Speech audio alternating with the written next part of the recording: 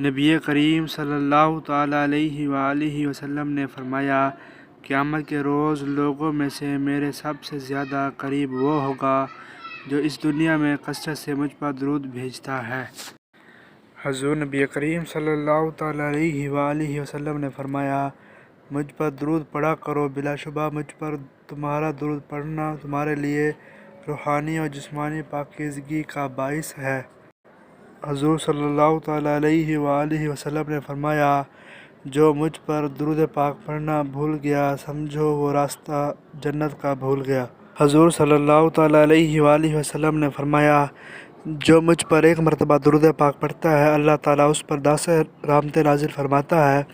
اور جو بندہ مجھ پر 10 مرتبہ درود پاک پڑھتا ہے اللہ تعالیٰ اس پر 100 رحمتیں نازل فرماتا ہے،